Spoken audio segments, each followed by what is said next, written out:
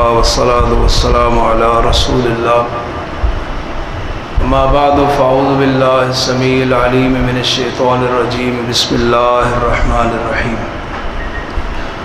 يا أيها الذين آمنوا كتب عليكم الصيام كما كتب على الذين من قبلكم لعلكم تتقون۔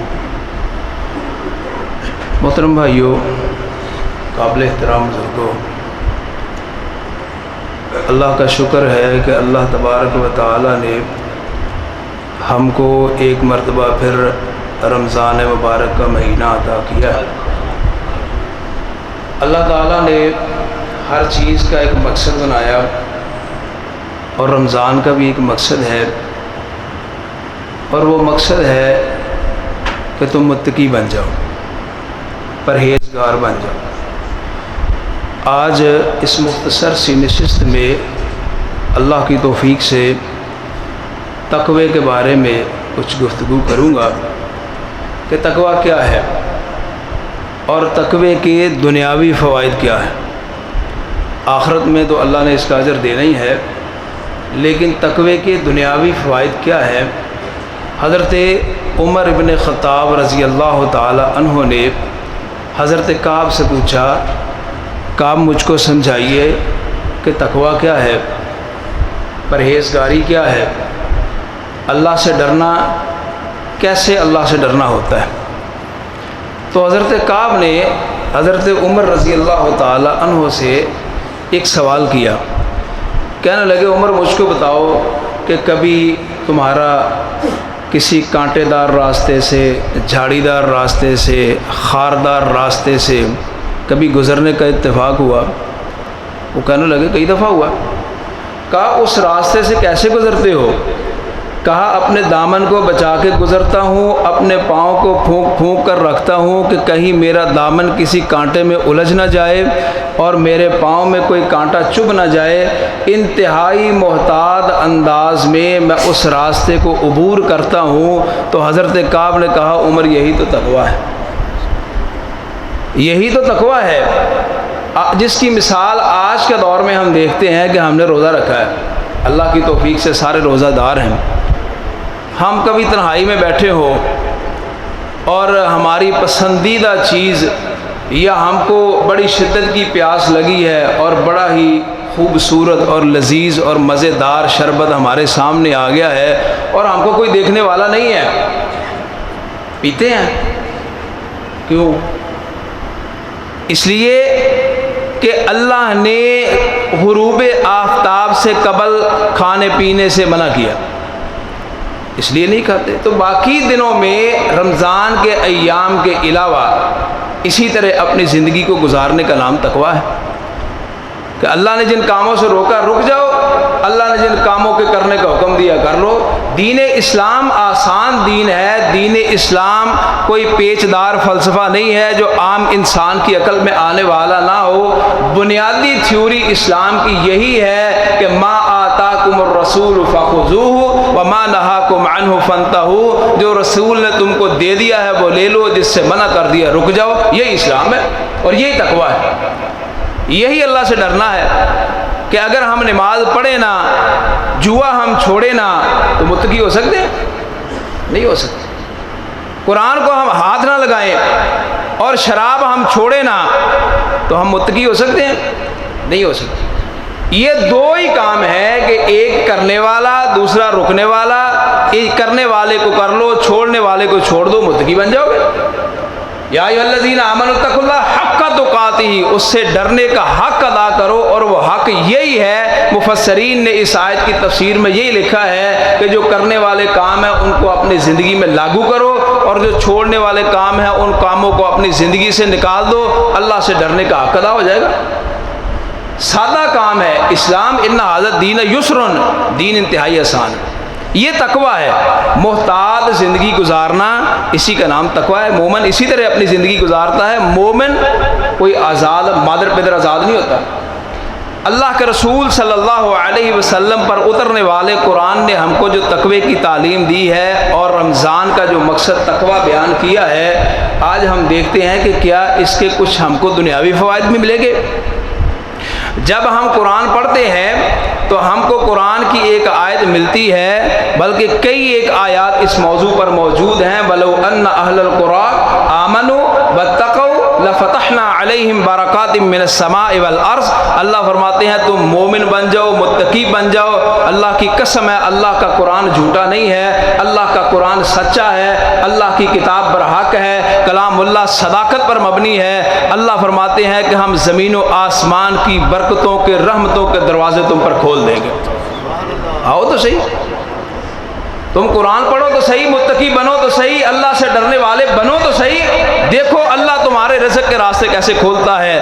اللہ تبارک و تعالیٰ نے فرمایا من یتق اللہ یجعل لہ مخرجا، تم متقی بن جاؤ، اللہ تمہاری پریشانیوں سے اللہ تم کو ایسے نکالے گا تمہارے وہم و گمان میں بھی نہیں ہوگا۔ وَيَرْزُقْهُ مِنْ حَيْثُ لَا يَحْتَسِبُ، اور اللہ تم کو وہاں سے رزق عطا کرے گا جہاں سے تم کو سوچ بھی نہیں ہوگی۔ حضرت عبداللہ بن عمر رضی اللہ تعالی عنہما، ان کے غلام نافع بیان کرتے ہیں کہ عبداللہ بن عمر سفر پر جا رہے تھے، مدینہ کے کسی کنارے میں سفر کے لیے نکلے، دوپہر کا وقت، کھانے کا ٹائم ہوا، ساتھیوں سے کہا بھی دسترخوان لگاؤ۔ دسترخوان لگایا گیا، قریب سے دیکھا کہ ایک چرواہا بکریوں کا ریوڑ لے کر گزر رہا ہے، اور جو عرب ہیں وہ بڑے مہمان نواز ہیں۔ عبداللہ بن عمر رضی اللہ تعالی عنہما نے چرواہے کو آواز دی، ہلم یا راعی، اے چرواہے آؤ ہمارے پاس بیٹھ کر کھانا کھا لو۔ اس نے کہا جی انی صائمن، میں نے روزہ رکھا ہوا ہے۔ اس نے کہا میں نے روزہ رکھا ہوا ہے۔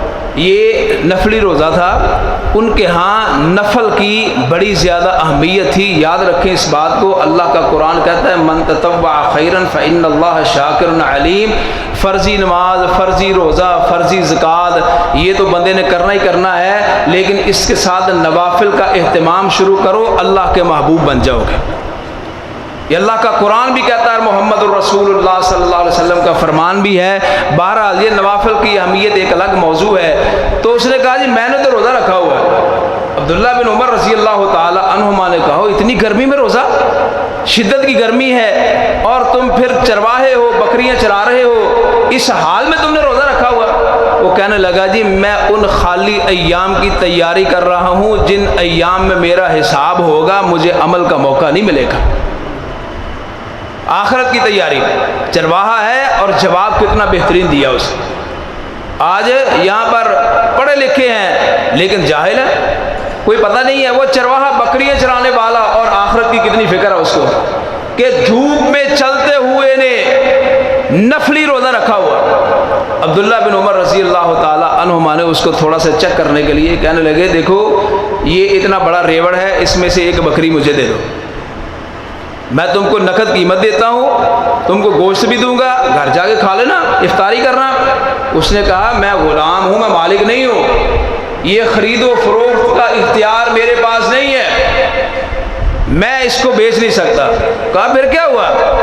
پہاڑوں میں ایک آدھ بکری گم ہو جاتی ہے، تم اپنے مالک کو کہہ دینا جا کر کہ بھائی بکری گم ہو گئی تھی، پھر کون سا مسئلہ ہے؟ اس نے بکریوں کے ریوڑ کو ہانکا، انگلی آسمان کی طرف اٹھائی، اس نے کہا این اللہ این اللہ این اللہ۔ اگر ہم نے کلمہ پڑھنے کے بعد، رسول کی اطاعت کا اظہار کرنے کے بعد، اللہ کی توحید کا اقرار کرنے کے بعد بھی بددیانتی کرنی ہے تو پھر اللہ کہاں ہے؟ این اللہ این اللہ این اللہ۔ عبداللہ بن عمر رضی اللہ تعالی عنہما اس کے جانے کے بعد بھی یہ الفاظ دہراتے رہے کہ این اللہ۔ اتنا پیارا انداز اس کو لگا، جب واپس آئے تو آ کر اس کے آقا سے ملے، اس کے مالک سے ملے، اس غلام کو خریدا، اس بکریوں کے ریوڑ کو خریدا، اور اپنے پاس بلا کر کہا کہ میں نے تم کو اپنا غلام بنانے کے لیے نہیں خریدا ہے، بلکہ یاد رکھو اس بات کو کہ تم جیسا اللہ کا غلام ہی جچتا ہے، کسی بندے کا غلام نہیں جچتا۔ جاؤ، میں نے تم کو آزاد کرنے کے لیے خریدا، اور یہ جو بکریوں کا ریوڑ ہے یہ میں نے تمہاری روزی کے لیے تم کو دیا ہے کہ جاؤ اس کو لے جاؤ، اس کے ساتھ اپنے بچوں کا پیٹ پالو۔ اب اس نے جب تقوی اختیار کیا تھا تو اس کو تو پتہ نہیں تھا کہ مجھے بکریوں کا ریوڑ ملے گا، اس نے تقوی اختیار کیا، اللہ نے اس کو آزادی بھی دی، اس کی روزی کا بندوبست بھی کر دیا۔ یہ ہے تقوی۔ آؤ اس رمضان کے مہینے میں جس کا مقصد ہی تقویٰ ہے، دنیاوی فائدہ اللہ دیتا ہے اگر خالص اللہ سے ڈرنے والے بن جاؤ، دنیاوی نقطہ نظر ذہن میں نہ ہو، تم اللہ سے ڈرنے والے بنو، اللہ وہاں مدد کرے گا جہاں تم کو مدد کی ضرورت ہوگی۔ یا ایھا النبی اتق اللہ ولا تطع الکافرین والمنافقین، اللہ نے اپنے پیغمبر کو حکم دیا نبی اللہ سے ڈرو، اور کافروں سے دبنے کی ضرورت نہیں ہے، ڈرنے کی ضرورت نہیں ہے، جھکنے کی ضرورت نہیں ہے۔ دنیا میں سب سے زیادہ اگر کوئی ڈرنے والی ہستی اللہ سے تھی وہ محمد الرسول اللہ کی صلی اللہ علیہ وسلم، سب سے زیادہ وہ متقی تھے، وہ پرہیزگار تھے، اللہ سے ڈرنے والے تھے۔ یہی وجہ ہے کہ جہاں بھی مومنوں کو، مسلمانوں کو، اللہ کے رسول کو امداد کی ضرورت پڑی ہے، غزوہ احزاب کے موقع پر کیا ہوا؟ سارا عرب اکٹھا ہو گیا، آ گیا۔ اگر ہم دنیاوی نقطہ نگاہ سے دیکھیں تو مسلمانوں کی ریاست کا بچنا ممکن نہیں تھا، لیکن کیا تھا؟ یا ایھا الذین آمنوا اذکروا نعمت اللہ علیکم اذ جاءتکم جنود فارسلنا علیہم ریحا، کہ ہم نے ان پر ہوائیں چلا دی، ہم نے اوپر طوفانوں کو چھوڑ دیا، ہم نے ان کی ہانڈیوں کو الٹا دیا، ہم نے ان کے خیموں کو اکھاڑ کر رکھ دیا، اس لیے کہ مسلمانوں کو اللہ کی ضرورت ہے، اور اگر ضرورت پر اللہ مسلمانوں کی مدد نہ کرے تو پھر اللہ کیا ہے؟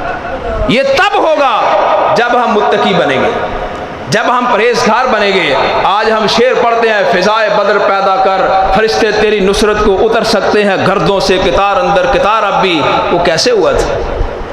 کیسے ہوا؟ چوتھا پارہ پڑھ کے دیکھو، بلا ان تصبروا وتتقوا ويأتوكم من فورهم هذا يمددكم ربكم بخمسة آلاف من الملائکۃ مسومین۔ اللہ نے فرمایا مسلمانوں 1000 کے لشکر میں 313 لے کر آئے ہو، اور تم نے صبر کیا ان حالات میں، تم نے اللہ سے ڈرتے ہوئے اپنی سواریوں کو، اپنے آپ کو جنگ کے لیے تیار کر لیا، پھر آسمان والے کی مدد دیکھو۔ اللہ قرآن میں کہتا ہے ایسے مومنوں کے لیے پھر میں نے 5000 فرشتوں کی مدد کی ہے، ان کی 5000 فرشتوں کے ساتھ۔ اس لیے جب بندہ متقی بنتا ہے تو اللہ تبارک و تعالی اس کو وہاں مدد کرتے ہیں جہاں اس کو ضرورت ہوتی ہے، اللہ پھر اس کی مدد کرتے ہیں۔ یہ قرآن کھلا ہمارے سامنے پڑا ہے، اس لیے ہم کو چاہیے کہ ہم رمضان کے مہینے میں متقی بننے کی مکمل تربیت حاصل کریں، مکمل ٹریننگ کریں، ہم اس ماہ مبارک سے بھرپور فائدہ اٹھائیں۔ اور تیسرا فائدہ اللہ نے فرمایا سورہ انفال میں، یا ایھا الذین آمنوا ان تتقوا اللہ یجعل لکم فرقانا، اگر تم متقی بن جاؤ گے، اگر پرہیزگاری کو اختیار کر لو گے، اللہ تم کو حق اور باطل میں فرق کرنے کی تمیز عطا کر دے گا۔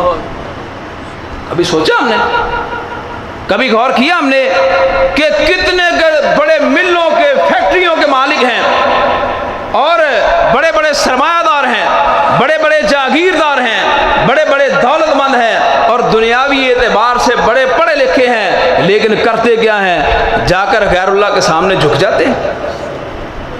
بدعات کی فروغ کے لیے وہ اپنے سرمایہ کو پانی کی طرح بہاتے ہیں، کیوں؟ اس لیے کہ ان کو حق اور باطل کی تمیز دی ہی نہیں گئی۔ تم آؤ اللہ کی طرف پلٹو، اس رمضان کے مقصد کو پورا کرنے کی کوشش کرو، متقی بنو، پرہیزگار بنو، تقوی اختیار کرو۔ اور تقوی کیسا اختیار کرنا؟ اللہ کے رسول نے فرمایا اتق اللہ حیثما کنتا، تم بند کمرے میں ہو، لوگوں میں ہو، جلوت میں ہو، خلوت میں ہو۔ اور علامہ احسان اللہ ظہیر شہید رحمت اللہ علیہ کی ایک بات مجھے یاد آ گئی، وہ کہا کرتے تھے، بڑی پیاری بات، اللہ کا وہ نیک بندہ، اللہ اس کی کروڑوں رحمتیں اس کی قبر پر نازل فرمائے، وہ کہا کرتے تھے جلوتوں کا پیر ہر کوئی، خلوتوں کا پیر کوئی کوئی۔ جلوتوں کا پیر ہر کوئی، لوگوں کے سامنے تو سارے متقی بن جاتے ہیں، اور لوگوں کے سامنے تو سارے نیک بن جاتے ہیں، اصل نیک تو وہ ہے جو تنہائی میں اللہ کو یاد کرتا ہے۔